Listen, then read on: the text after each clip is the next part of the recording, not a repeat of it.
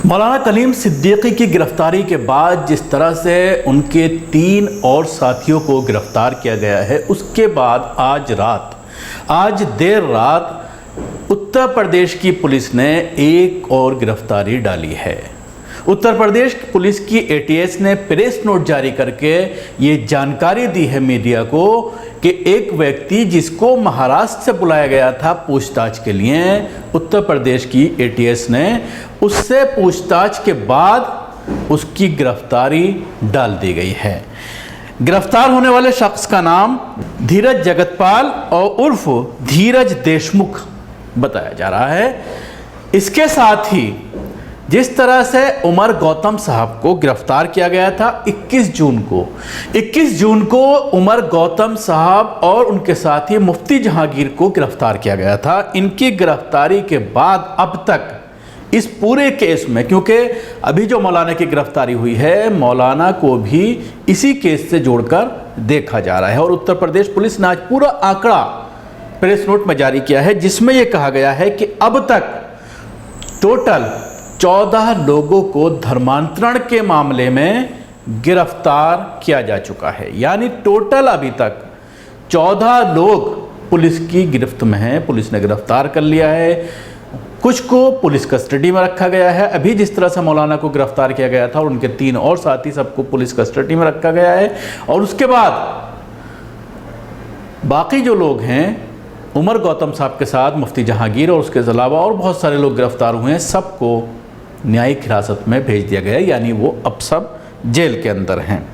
इसके अलावा 3 और लोगों को गिरफ्तार किया था। उसी संबंध में ये एक गिरफ्तारी आई है उमर गौतम के केस में, जिसमें प्रसाद कांवले उर्फ आदम, कौसर आलम और अरसलान उर्फ भोबरिया बिंडो, ये 3 लोग गिरफ्तार किए थे। उनसे पूछताछ की गई और उसके बाद ये नाम सामने आया धीरज का, और उसके बाद धीरज को पूछताछ के लिए बुलाया गया उत्तर प्रदेश की एटीएस के ज़रिए, और उसके बाद धीरज को भी देर रात गिरफ्तार कर लिया गया है।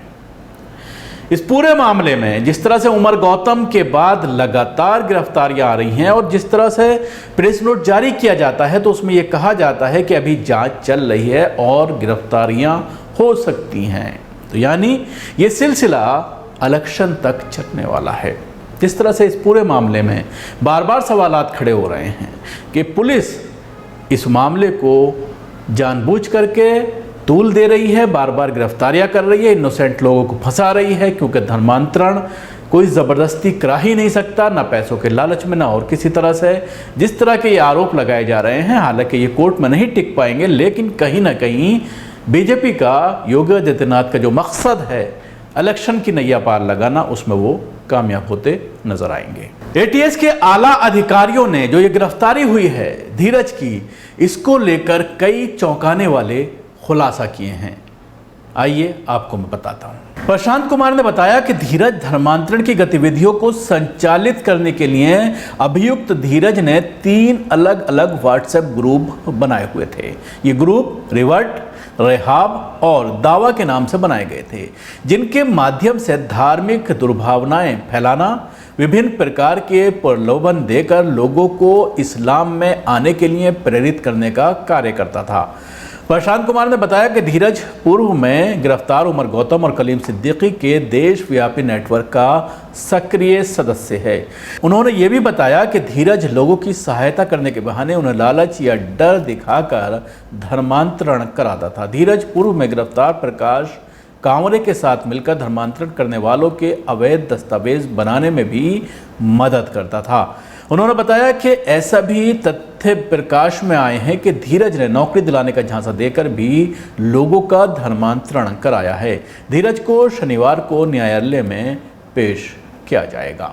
यानी आज धीरज को कोर्ट के अंदर पेश किया जाएगा और उसके बाद पुलिस उसकी भी कस्टडी लेने की कोशिश करेगी, और उसके बाद इसमें और भी गिरफ्तारियां हो सकती हैं। जिस तरह से अभी तक 14 का आंकड़ा पहुंचा है, डॉक्टर उमर गौतम से लेकर के मौलाना कलीम के बाद उनके 3 साथी जो मदरसा फुलत का जो मदरसा है उसके ज़िम्मेदारान थे, उसको चलाते थे, देख रेख करते थे। और अब ये धीरज की गिरफ्तारी, धीरज से पहले 3 और साथी इसके गिरफ्तार हुए थे महाराष्ट्र के ही। और इस सिलसिले में जिस तरह के ये आरोप लगाए गए हैं कि लालच देकर, नौकरी का झांसा देकर, प्रलोभन देकर, पैसा देकर, इस तरह के जो आरोप लगाए गए हैं, ये सरासर इसको लेकर के बार बार मुस्लिम उलमा और मुस्लिम तंजीमों के जो चलाने वाले हैं वो भी बार बार खुलकर सामने आ रहे हैं। और उसके अलावा अगर हम बात करते हैं कानून के जानकार, तो वो भी बार बार ये कह रहे हैं कि ज़बरदस्ती किसी का भी धर्म परिवर्तन नहीं कराया जा सकता। और अगर ज़बरदस्ती किसी का धर्म परिवर्तन कराया जा सकता है तो आज जिस तरह के देश का माहौल है, जिस तरह के हालात हैं, ऐसे में सबसे ज़्यादा RSS इस तरह का कार्य कर सकता है। क्योंकि धर्म एक विश्वास है, धर्म दिल से होता है। धर्म को लेकर आपके दिल में जब तक उसकी मोहब्बत ना हो, चाहे वो कोई भी धर्म हो, तो आप नहीं अपना सकते। और इस्लाम अपनाने वाले लोग दिल से इस्लाम को कबूल करते हैं। जब वो दिल इस्लाम का मुताला करते हैं, इस्लाम को पढ़ते हैं या मुसलमानों को देखते हैं, उन लोगों से मिलते हैं जिनका सलूक मुसलमानों के साथ अच्छा होता है। जैसा कि अभी एक वीडियो आया था भाई तेजपाल का, जिन्होंने ये कहा था कि जब वो मौलाना कलीम सिद्दीकी से पहली बार मिले तो उनको उनकी एक बात बहुत पसंद आई। भाई तेजपाल दलित हैं, उनको पानी पेश किया गया और जब भाई तेजपाल ने आधा गिलास पानी पी करके टेबल पर अपना गिलास रख दिया तो मौलाना कलीम सिद्दीकी ने उस गिलास को उठाया और वो पानी पी लिया।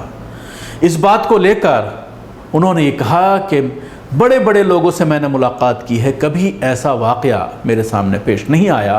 तो इस्लाम ज़ाहिर सी बात है इसी तरह से फैला है, कोई तलवार के बल पर या लालच दे करके इस तरह की चीज़ें, ये सरासर बेबुनियाद है। उसके साथ ही जहाँ तक कानून का सवाल है, जब आप कानून के जानकारों से बात करते हैं तो इस्लाम क्या कोई भी धर्म की अगर हम बात करते हैं तो चाहे वो इस्लाम धर्म हो या हिंदू धर्म हो या जैन धर्म हो या क्रिश्चियनिटी हो या सिख मत हो, इन सारे धर्मों को कोई भी अपना सकता है, हिंदुस्तान का शहरी है। ऐसा नहीं है कि मुसलमान अगर हिंदू धर्म अपनाना चाहता है तो उसके लिए कोई कानून में प्रावधान है कि वो नहीं अपना सकता, या और कोई किसी धर्म को अपनाना चाहता है तो इसकी इजाज़त हमारे कानून ने दी है।